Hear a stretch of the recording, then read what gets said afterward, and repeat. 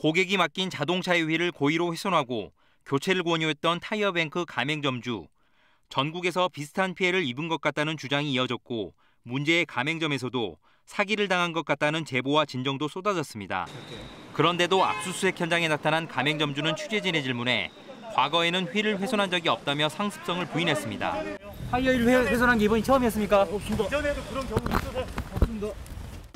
하지만 이 사건을 수사 중인 경찰은 가맹점주로부터 이전에도 몇 차례 휠을 훼손한 적이 있다는 진술을 확보한 것으로 확인됐습니다.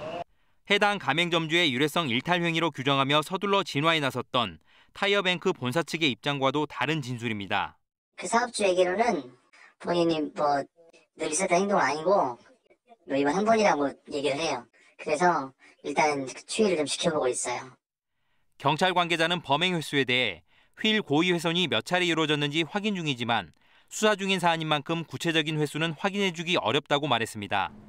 지금까지 경찰에 접수된 피해 의심 신고와 진정만 30여 건. 경찰은 해당 매장에서 얼마나 상습적으로 휠 고의 훼손이 이루어졌는지 또 이런 행위에 대해 본사의 지시나 묵인이 있었는지도 조사할 계획입니다. KBS 뉴스 김호입니다. 사실 자동차와 관련한 각종 정비는 일반인들이 잘 모르죠. 그래서 전문가가 말을 하면 믿고 맡기는 경우가 대부분입니다. 이 때문에 이 사건이 공분을 사고 있는 겁니다. 이 사건을 최초로 보도한 KBS에는 보도 이후에 각종 제보가 이어졌습니다. 제보 가운데는 이런 내용이 있었습니다. 문제의 타이어 매장 건물이 불법 건축물이라는 건데요. 궁금했습니다. 김정대 기자가 시청자 여러분이 주신 제보 내용을 확인해봤습니다. 고객이 맡긴 자동차의 휠을 상습 훼손한 혐의를 받고 있는 광주시 서구의 한 타이어뱅크 매장. 11년 전 광주 최대 번화가인 상무지구에 매장 건물이 세워졌고 바로 옆에 창고가 증축돼 현재 모습을 갖췄습니다. 외부에서 본 매장은 한 건물처럼 합쳐졌습니다. 매장 건물 중개축은 적법하게 이뤄졌을까? 건축물 대장을 떼보니 위반 건축물이라는 문구가 선명합니다. 적법한 절차를 거치지 않고 건물을 증축한 겁니다. 불법 증축된 공간은 크게 두 곳.